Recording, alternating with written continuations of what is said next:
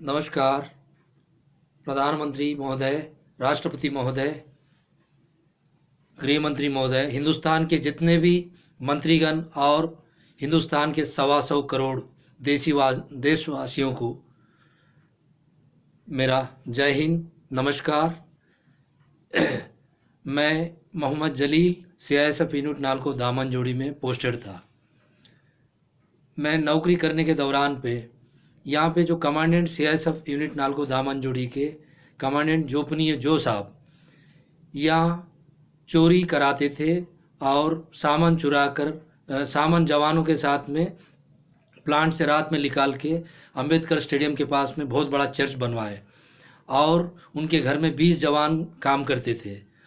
और बुब्बली के पास विजयनगरम डिस्ट्रिक्ट में वहाँ पे एक हमारा एक हेड कांस्टेबल फायर का रामकृष्णा, उसके घर के पास में कमांडेंट साहब को ज़मीन दिलाया। वो यहाँ 5 साल था, 5 साल तक कभी भी वो ड्यूटी नहीं किया था। वो खाली सेकंड कमांडेंट के नाम पे लोग जवान हर इंस्पेक्टर तक उससे डरते थे कि ये जो कमांडेंट इनके काले कामों के बारे में, और मैं इनके खिलाफ़ मैं ऊपर में लिखा और मैं इनके खिलाफ़ आवाज़ उठाया।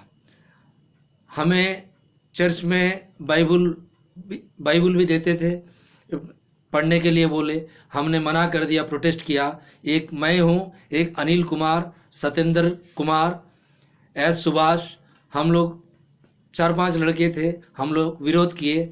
तो अनिल को कंपलसरी रिटायरमेंट कर दिया, सत्येंद्र कुमार को कंपलसरी रिटायरमेंट किया, सुभाष को रिमूवल फ्रॉम की सर्विस किया। मुझे 11 चार्जशीट दिया कमांडेंट जोपनीय जो साहब, उनके खिलाफ़ मैंने आवाज़ उठाया बोल के।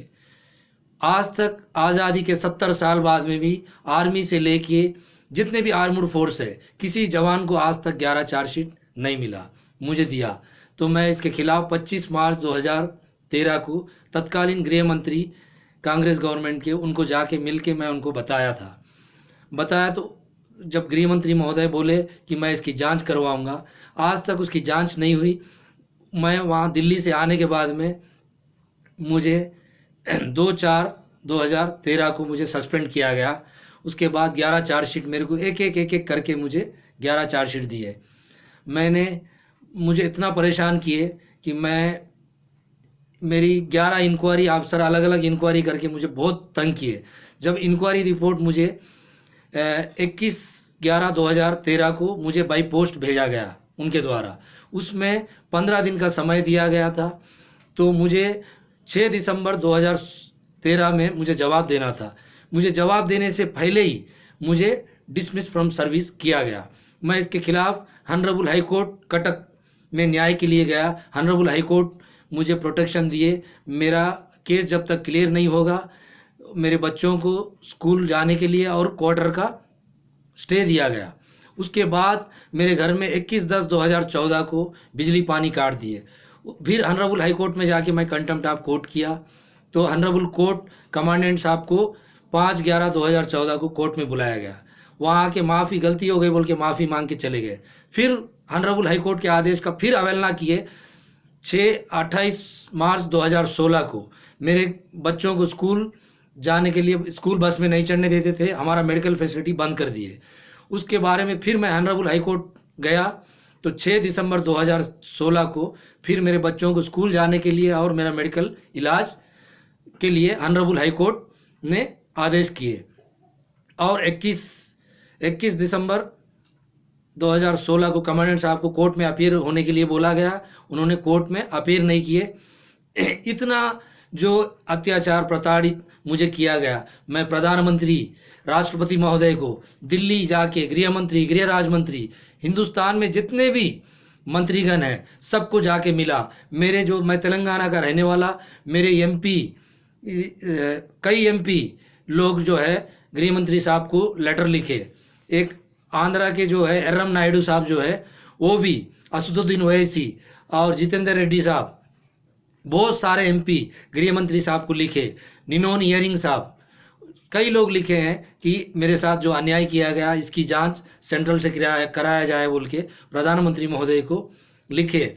वो लिखने के बाद में प्रधानमंत्री साहब राष्ट्रपति महोदय के यहाँ से लेटरां जो है हमारे गृह मंत्रालय को भेजते हैं। गृह मंत्रालय से वो हमारे डीजी साहब के पास जाता है। डीजी साहब के यहाँ से ये जो कमांडेंट जो चोर लुटेरा है उसी कमांडेंट के पास भेजते हैं। वो कमांडेंट मेरे को 6 बार लेटर जवाब दिया है, आपने जो भी आरोप लगाए हैं वो निराधार है बोल के।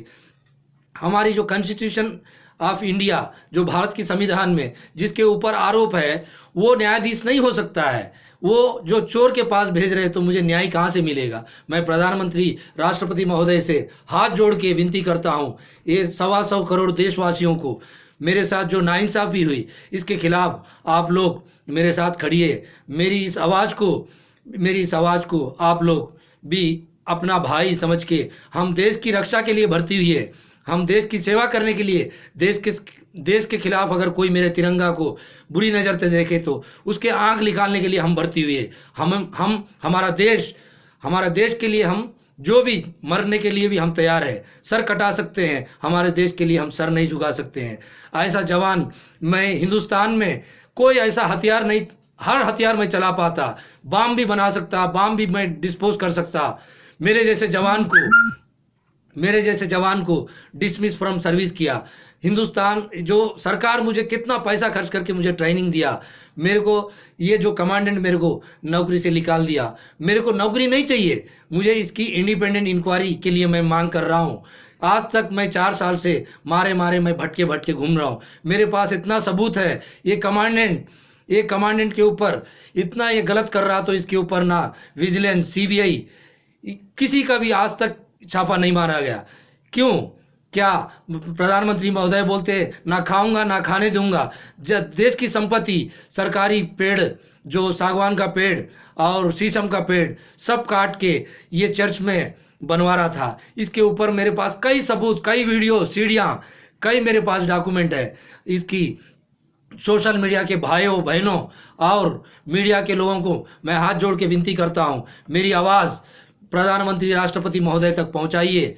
मेरे साथ नाइंसाफ़ी हुई। अगर मेरे ऊपर 11 चार्जशीट में सेंट्रल से जांच कराने पे एक भी आरोप मेरे ऊपर सिद्ध हुई तो हिंदुस्तान की जनता के सामने, मेरे बच्चे और मेरी फैमिली के सामने इंडिया गेट के ऊपर फांसी दीजिए। एक याकूब मेमन के लिए हिंदुस्तान की अदालत, सुप्रीम कोर्ट रात को 12 बजे खोल के उसको फुल अपॉर्चुनिटी दिया गया। क्या मैं हिंदुस्तान के लिए शपथ लेके आया देश की सेवा करने के लिए? आज तक मुझे न्याय नहीं मिल रहा। क्या प्रधानमंत्री महोदय जवानों के साथ जाके दिवाली मनाते हैं?